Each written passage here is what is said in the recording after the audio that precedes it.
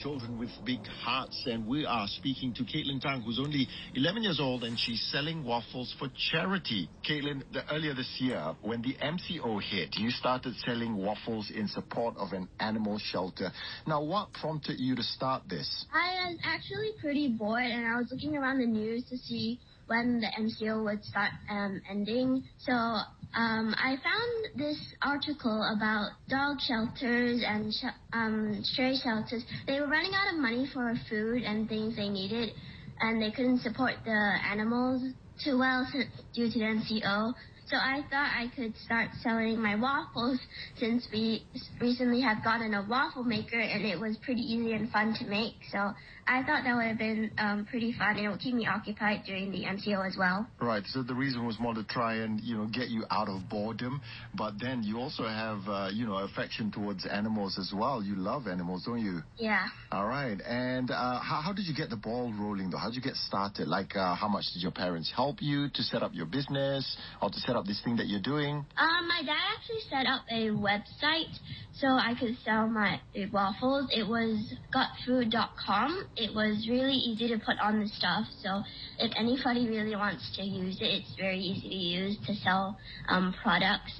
So I got started on that, but since nobody really knew about it, I just went on my contacts and texted all my friends, and that's how it started. I just started selling to my friends, and I started posting up posters on my social media. I have an Instagram, so please go follow me at KatePupTee. CAITPUP_TEE. All right, Kate Cup Tea. All right, got it. Okay, and can you tell us about the contributions you were able to make as a result of your waffle sales? How did you feel knowing that you were doing something that would have such a positive impact? You are helping, actually. At first, it actually was really small, so I thought I wouldn't help as much. But as it started growing, I started to see that everybody cared and the community actually cared about such things.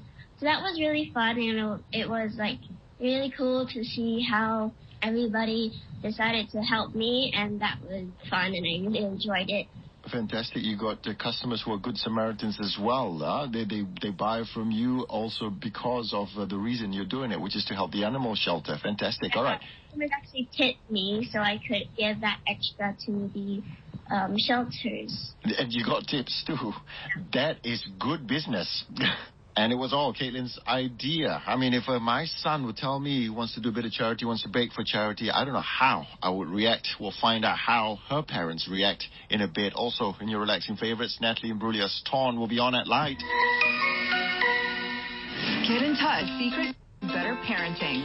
This is Growing Pains on the Lite Breakfast. Good morning, Sham. Here today, we're talking about raising children with big hearts, and we're speaking to Caitlin Tang, who's only 11 years old, and she's selling waffles for charity. Charles and Suisim, you're your parents of Caitlin. You must be proud of her. Kudos must go to both of you as well for raising a truly caring child. I think she was the one who said that she read an article about this animal shelter. What were your initial reactions to Caitlin's idea to start selling waffles? Were you surprised that she had the idea? No, because actually, we during the MCO, we get to spend a lot more time with her. So you get to connect with her a bit more, and we realized that, she's actually really grown up now. Ideas, right? So then she was like, hey, Mom and Dad, I saw this article, and it's really sad. I really want to help animals. Because normally when we drive to school, that we always see that there's these uncles and aunties who feed the strays. But because due to the MCO, these uncles and aunties can't come out as well. So the strays just left there. So she was like, I want to do something about it. I want to help them. I'm like, okay, so what do you want to do? Do you want us to, help you, to donate to these guys? And she was like, no, that's not what I meant. I want to do something on my own initiative rather than getting money from you. Yeah. So I think, obviously we are very, very proud of it. And really proud. When I was 11 years old, I was just worried about playing games, right? Yeah. You know what I mean? So, obviously, both of us are very, very proud of it. How it started was pretty amazing, actually. Like you said, it started pretty slowly. Pretty much friends and neighbors and stuff like that. So initially we thought we would raise 100 ringgit, 200 ringgit, and double it up. And we will chip in, whatever she raises, we'll chip it the same amount, so we can split it up and donate to the shelters. The generosity of all Malaysians just literally floored us. She told you about the tipping. When you say tip, you think people will tip you $1 to the Yeah. But there are people who tip us pay 1,000 ringgit for 12 waffles. Okay. Wow. Really? So you can imagine a lot of people are very, very generous. So in the end, we managed to raise something like 8,000 over ringgit. Something like we thought we would raise 200 ringgit, we raised 8,000 over ringgit, and her school community, previously she was in St. Christopher's, and her school community was fantastic as well. Her teachers, she was a prefect in school, so she had access to all the teacher emails and stuff. So that's what she did. She just emailed each and every one of them and says, hey, Mr. So-and-so, Miss So-and-so, I'm selling waffles. Right. I'm raising funds for the shelters. Would you like to buy from me? My parents can deliver it to you. And we were the Grab drivers. Yeah. I'll tell you one thing that's guaranteed here. People in the catering business for years, they are jealous of you. 12 cupcakes for 1,000 ringgit because of the extra tips. But then again, this is for good. And like you said, Charles, there's no surprise in Malaysians helping Malaysians here. Yeah. It's been like this for years. However, how do we get our children to do good? Sometimes we tell our children, do good in the house, and they're doing quite the opposite. We're going to speak to Charles as we see him again about steps they took to teach her about doing good from a young age. That's next. Right now, it's Sun by 4 on Lite. What we want in our children. We are talking about raising children with big hearts. We're speaking to Caitlin Tang, who's only 11 years old, and she's selling waffles for charity. We're also talking to her parents, Charles and Sui Sim. What steps did you take to teach her about doing good from a young age? Like, for example, were you very conscious about setting good examples, making generosity as a family habit, talking about social causes with Caitlin at the dinner table? Take us through that. Yeah, so basically we are definitely a generous family. So when we see people in need, a lot of times people will say, wow, these guys are in need. On our end is we can only do so much, right? But our idea is we can do so much, we do so much. You know what I mean? So, whether it's small or big, we chip in where we can. Yeah, and also I think before this, there was the Indonesian earthquake, right? Yeah. Yeah, so, Caitlin read about it and she's like, I want to raise some funds for Indonesian earthquake victims in Sulawesi earthquake, right? Yeah. So what she did was she started baking cookies.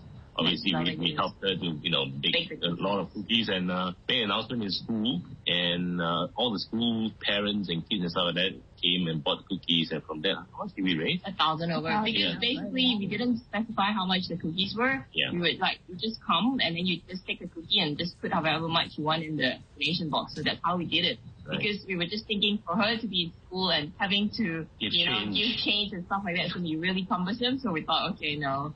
We'll just depend on, so if you want to take 5 cookies and pay me 1 ringgit, that's fine. If you want to take 2 cookies and pay me 50 ringgit, that's also fine. Yeah. So that's how we went about it. Caitlin, were you influenced mostly by these efforts by your parents, or were there particular external influences as well? This is definitely mostly from my parents, but also my school was international school, so we were very focused on we were always watching news. So then we would always see Greta Thunberg on there. Right. And I was also inspired by her slightly because she decided to make a change. So I thought maybe I can make a change, but not probably as big, but maybe something small to start off with. Hey, those intentions are already good enough to start off with. And for Charles and Sui Sim, they're not teachers. But then again, looking at how Caitlin has turned out to be, maybe it's worth listening to their advice. That's next. Along with another relaxing favorites, Can You Feel the Love Tonight? Elton John on Lite. To relax. And this is the Lite Breakfast. We want our children to grow up, to have big hearts and do good. That's why for Growing Pains right now, we're talking about raising children with big hearts. We're speaking to Caitlin Tang, who's only 11 years old, and she's already selling waffles for charity. Also with me is Caitlin's parents, Charles and Sui Sim. What's your advice to parents to help them instill generosity and charitable values in their children? For me, number one is to be charitable yourself, to show a good example. And from that example, your kids will learn. And, when you see your kids emulate or do these charitable deeds, it actually warms your heart, and it tells you and reminds you and reaffirms that you're doing something right. Yeah. Yeah, it's true. So, I mean, just be a good example to your kids, right? Many parents, even when growing up, they would hope that their child would become so-and-so professional, a doctor, a lawyer, a pilot, and things like that. And I'm sure for you, it's more than just that. What are your hopes for Caitlin as she grows up? Well, my hope for Caitlin is she chooses what she likes to do, what she has a passion for, right, and goes for it.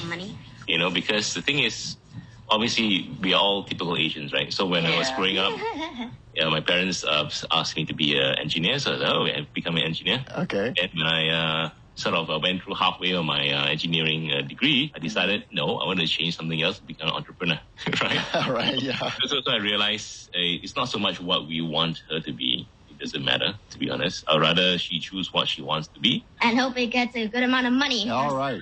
Yeah. Well, money's not bad. It's good. It's what you do with it, I think. Yes, with money, then you can use to chip in and to help things you want, right? So if you don't have enough, it's hard to help other people. You know what I mean? So that's the main thing. So basically, I just want her to choose whatever she wants to do, she likes to do, as a heart for, and pursue it with all her heart. Yeah, because basically, like even with studying, we don't go say, hey, you need to get an A star, you need to get an A or what have you. But basically, it's like, okay, you have to do your best. And so with that, she has that attitude of like always pushing. And so it comes naturally, So yeah, so that's the good part. I think parents should just stop obsessing with, having to meddle or having to think for their kids, because most times actually they can think way more than we give them credit for. Yeah. Couldn't agree more. And if we want our children to be good, we need to be good too. Listen to our Growing Pains podcast again on Shock app, that's spelled SYOK. Your Relaxing Favorites request is next. Send in your song request and dedication to our DG Lite line 01651088888.